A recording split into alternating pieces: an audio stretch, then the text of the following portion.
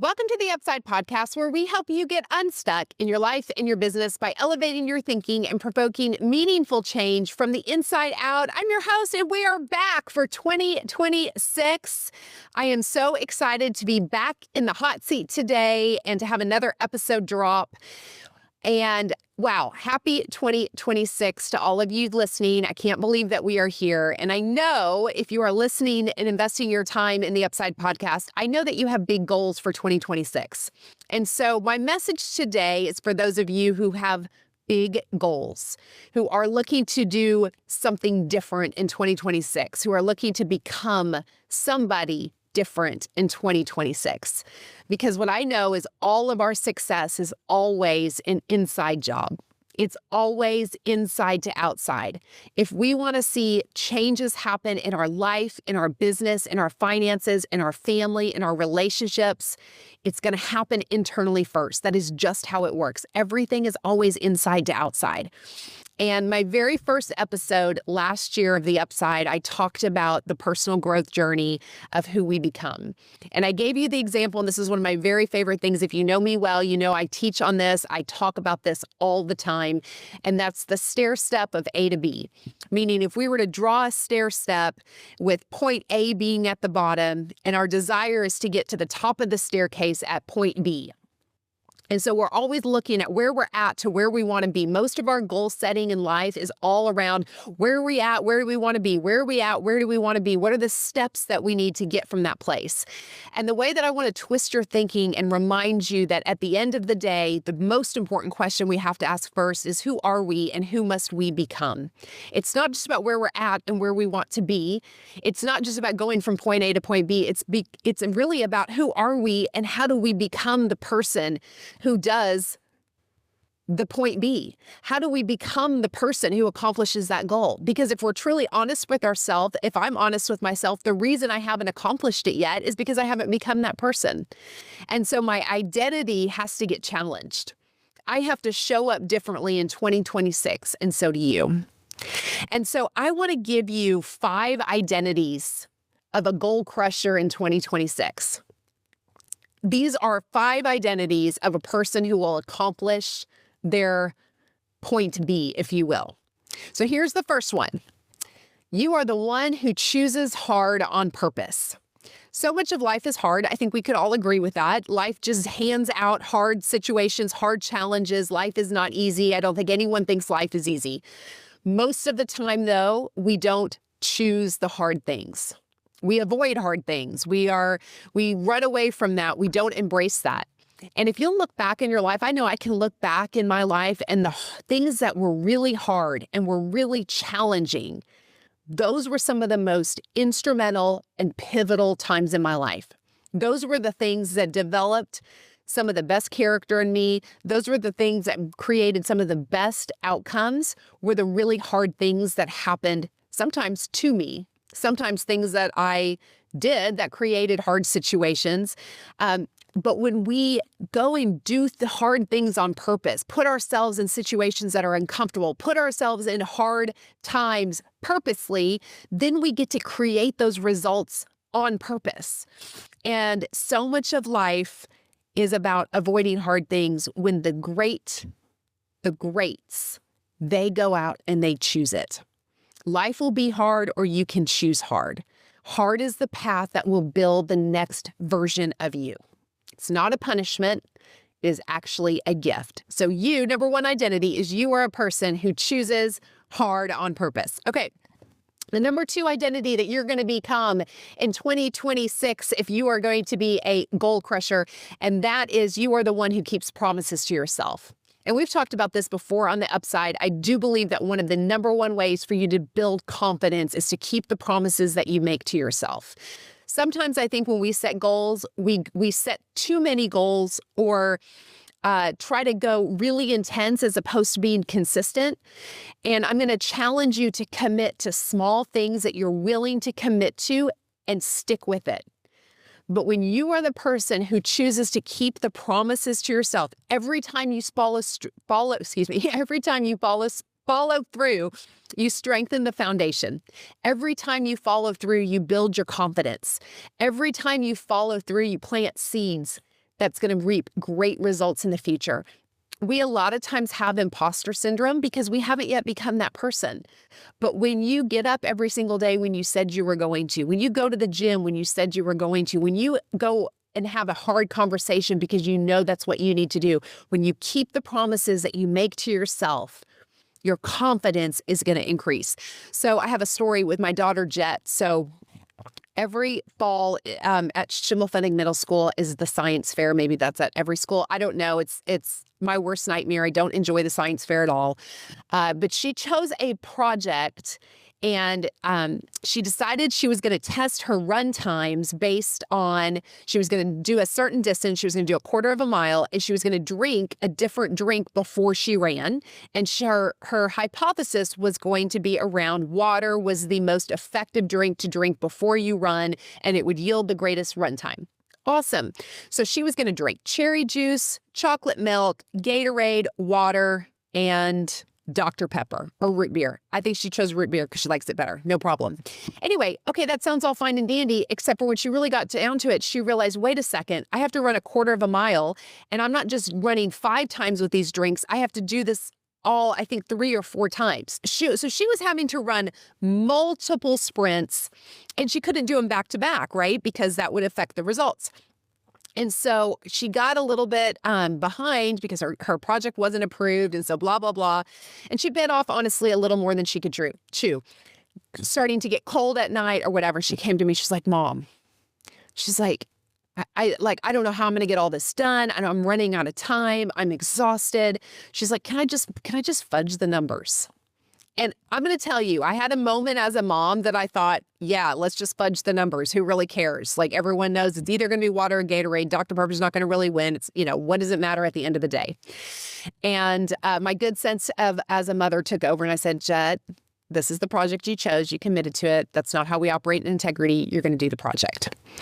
And so she did. She did every single run. She got up early to do them before school. She came home after basketball practice, ran more sprints. I mean, it was a whole thing. And when she was done with the project, she looked at me and she said, Mom, I feel so proud of myself. And I think as a mom, I almost robbed her of the opportunity by telling her she could throw in the towel. I almost robbed her of that opportunity to keep the promise that she made to herself, to do what she said she was going to do. And at the end of the day, it built confidence. She was more assured, and she felt so incredibly proud of herself. So I just want to encourage you, remember, you're somebody who chooses hard things on purpose, is exactly what she did with that silly science fair project. And then she kept the promises she made to herself.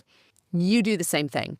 The third identity of who you're going to become in 2026 is that you are someone who loves change. Yes, ladies and gentlemen, you love it. You love change. You are a person who absolutely thrives on change. Some of you are listening and saying, nope, that is absolutely not me. Well, guess what? You are becoming that person. You are becoming a person who doesn't resist change. You are becoming a person who loves change.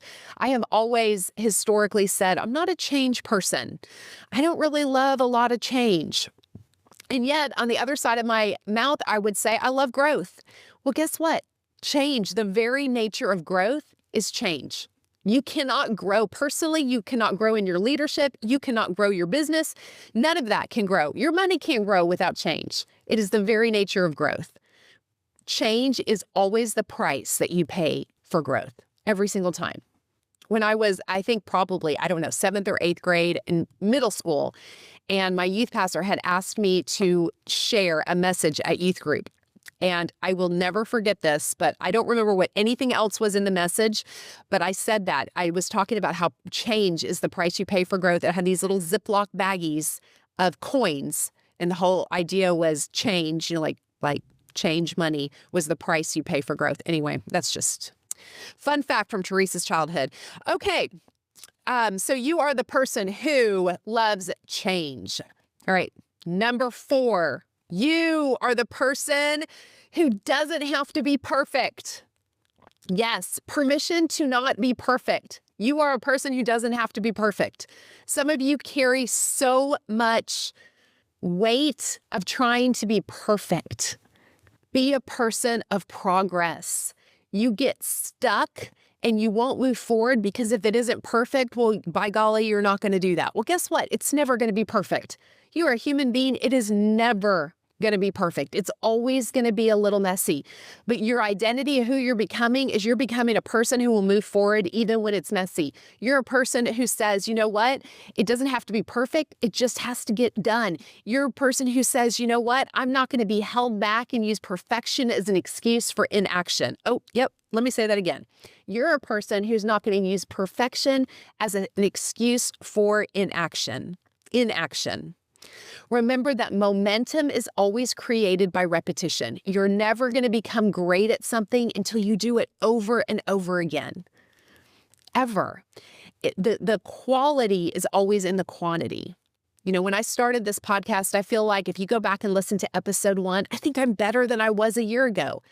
I still have so far to go. We're only 40-something episodes in. Do you realize that some of the greatest podcasters are like thousands of episodes in? I am just getting started of mastering a craft in this. It takes so much time and repetition to get better. They did a study of 2 focus groups, and let's just say they were making widgets, and one group was responsible for making them the highest quality that they could make, and one group was responsible for making just as many as they could. The more they made, the better. And there was a time limit on it. And what they actually found was the group that was responsible for quality made a inferior product to the group that was responsible for quantity. Why? Because the group that just started churning out a mouse amount of widgets, every time they made one, they got better at it. They figured things out. And the quality improved when the quantity happened.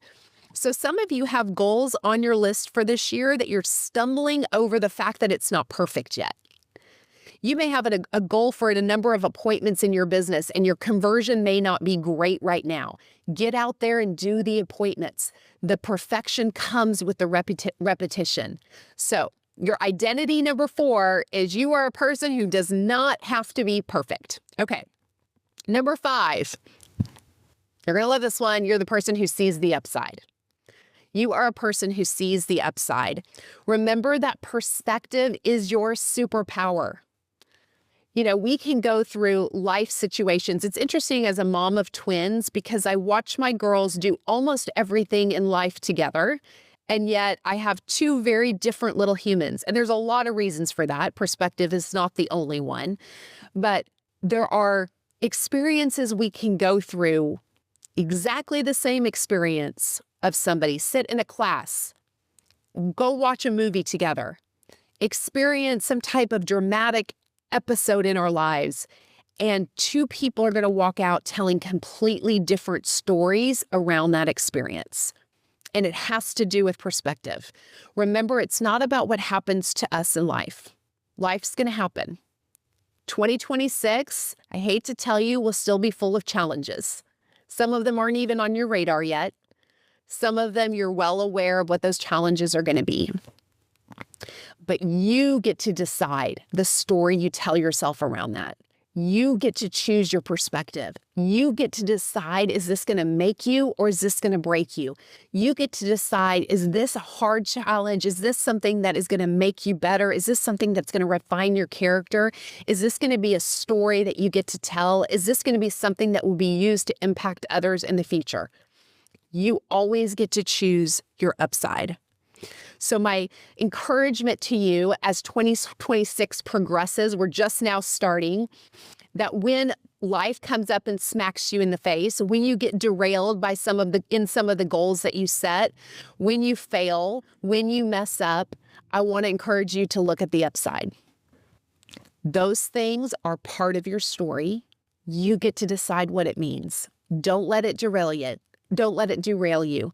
Be a person who chooses hard on purpose, who embraces it, who doesn't just accept it when it happens, but looks for hard things so that life will get better. Be a person who keeps their promises to themselves. Be a person who loves change, who embraces it, who thrives in it. Be a person who doesn't have to be perfect. You have permission not to be perfect. And be a person who sees the upside. And I believe if we will all step into these 5 identities in 2026, it is going to be a fantastic year. So I hope that you will go on a journey with me. We have so many great episodes planned. Remember, we drop every Tuesday. If you are not subscribed at teresaflood.com, and that is There's a Flood, Teresa spelled with an H, there'saflood.com. You can go subscribe. We'll send an email out letting you know when the next episode has dropped.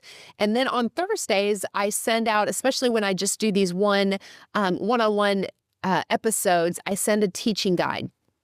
One of the best ways for you to invest in your own growth and your leadership journey is to teach what you're learning to others. And so I create a teaching guide that you can download on Thursdays that goes along with this week's episode.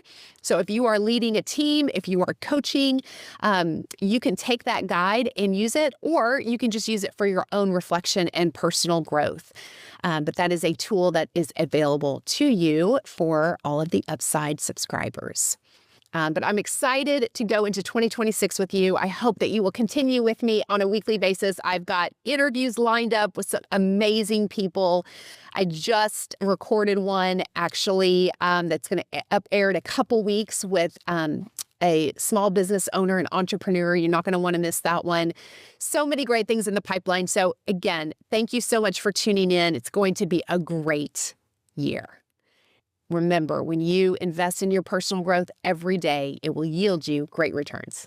See you next week on The Upside.